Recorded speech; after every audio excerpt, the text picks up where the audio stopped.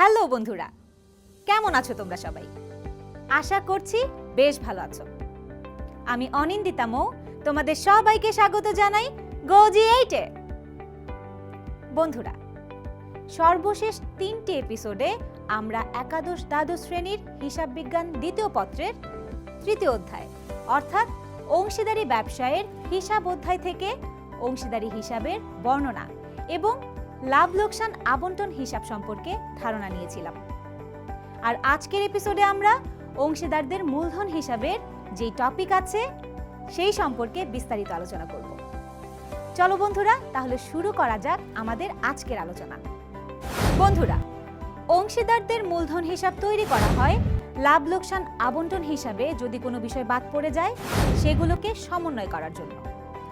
এই সমন্বয়ের জন্য লাভ লোকসান আবন্টন হিসাবের ডেবিট দিকের পক্ষগুলোকে অংশীদারদের মূলধন হিসাবের ক্রেডিট দিকে এবং লাভ লোকসান আবন্টন হিসাবের ক্রেডিট পক্ষকে অংশীদারদের মূলধন হিসাবের ডেবিট দিকে লিখতে হয়। যদি সহজে বলি, আগের অঙ্কে যেটাকে ডেবিটে লিখেছো এই অঙ্কে সেটাকে ক্রেডিটে লিখবে। এভাবেই অঙ্কটা সমাধান করবে। বন্ধুরা, অংশীদারদের মূলধন হিসাব করার জন্য প্রথমে তোমাদেরকে ডেবিট ও ক্রেডিট পাশে 5টি করে মোট 10টি কলামের একটি ছক আঁকতে হবে। ছকের মধ্যে কলামগুলোর নাম হবে যথাক্রমে তারিখ, বিবরণ, এরপরের 3টি কলামে প্রত্যেক অংশীদারের নাম। মনে করি একজনের নাম নুসরাত, একজনের নাম আফরিন, আরেকজনের নাম বৃষ্টি। এই নামগুলো যথাক্রমে তৃতীয়, চতুর্থ ও পঞ্চম কলামে উভয় পাশে বসাতে হবে। বন্ধুরা, প্রথমে তোমাদেরকে ক্রেডিট পাশে যেই বছরের অঙ্ক থাকবে সেই বছরের জানুয়ারি মাসের 1 তারিখে ব্যালেন্স বিডি নাম দিয়ে প্রত্যেক অংশীদারদের যেই পরিমাণ মূলধন ছিল সেগুলো লিখতে হবে। এরপর মনে করো আফরিন জুলাই মাসের 1 তারিখ অতিরিক্ত মূলধন এনেছে।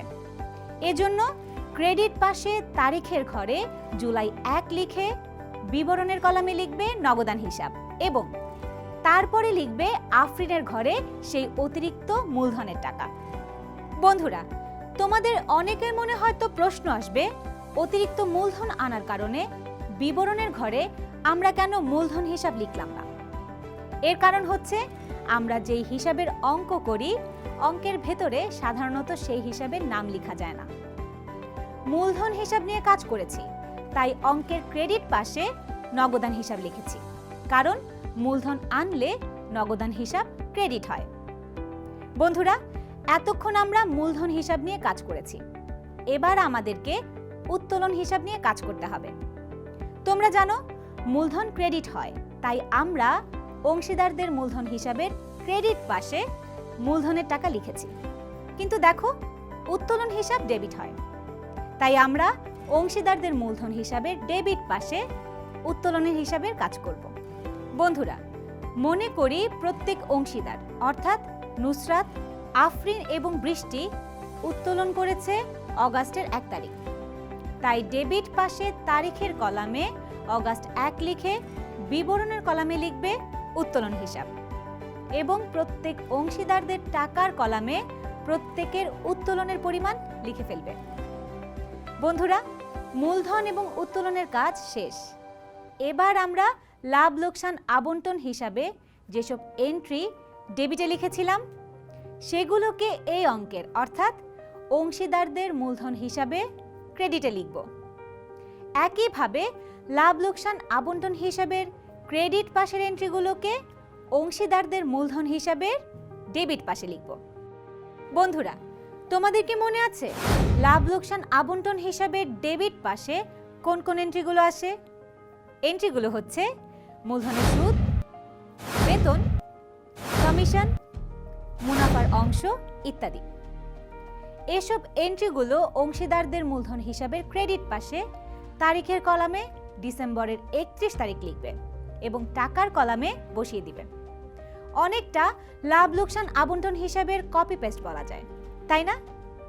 ভালো কথা, তারিখের কলামের কাজ তো শেষ। এবার বিবরণের ঘরে কি লিখবে?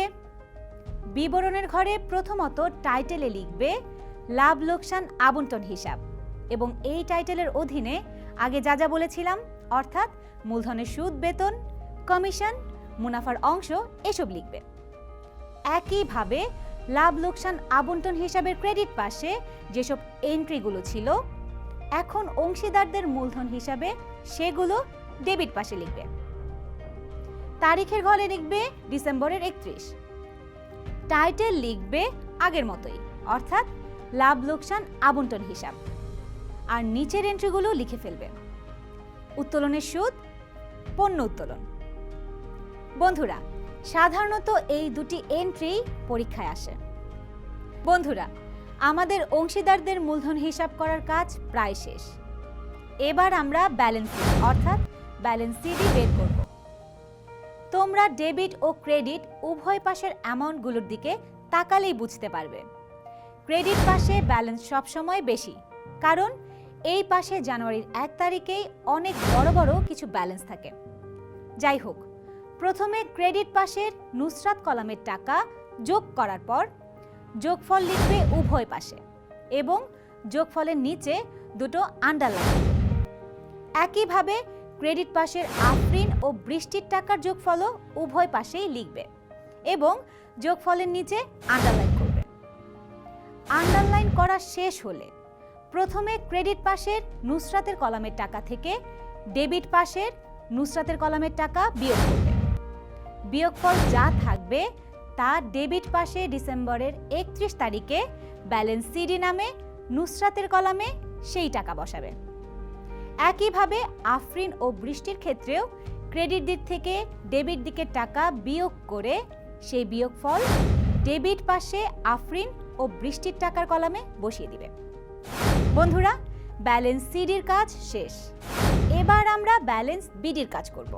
আর তোমরা তো জানোই ব্যালেন্স সিডির টাকার পরবর্তী মাসে 1 তারিখ ব্যালেন্স বিডির নামে বিপরীত পাশে বসাতে হয়। যেহেতু ব্যালেন্স সিডি আছে ডেবিটে, তাই আমরা বলতে পারি ব্যালেন্স বিডি হবে ক্রেডিটে। এজন্য আমরা কি করব?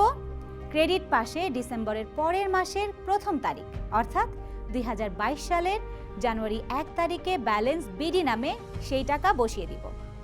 আর এরই মাধ্যমে আমাদের অঙ্ক অর্থাৎ অংশীদারদের মূলধন হিসাব করা সম্পূর্ণভাবে শেষ হয়ে যাবে। বন্ধুরা, এপিসোড শেষ করার আগে তোমাদেরকে আরেকটা তথ্য জানিয়ে দিতে চাই। ঋণ বা ঋণের সুদ অংশীদারদের মূলধন হিসাবে আনা যাবে না। কারণ হচ্ছে ঋণ বা ঋণের সুদ আসলে মূলধনের কোনো অংশই না। তাই আমরা এই হিসাব করার জন্য এই দুটোর কোনোটি আনব না। কি মনে থাকবে তো? বন্ধুরা, আমাদের আজকের এপিসোড তাহলে এ পর্যন্তই। আশা করছি তোমরা আজকের এপিসোডটি খুব ভালোভাবে বুঝতে পেরেছ। পরবর্তী এপিসোডে দেখা হবে আরো নতুন কিছু বিষয় নিয়ে। সেই পর্যন্ত ভালো থেকো, সুস্থ থেকো এবং অবশ্যই গোজিয়েটের সাথেই থেকো।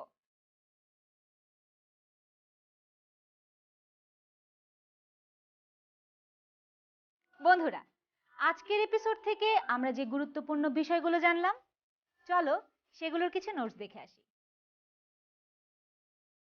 অংশীদারদের মূলধন হিসাব করার জন্য লাভ লোকসান আবন্টন হিসাবে ডেবিট পক্ষগুলোকে এখানে ক্রেডিটে বসাতে হবে। অতিরিক্ত মূলধন আনার জন্য নগদান হিসাব লিখতে হবে।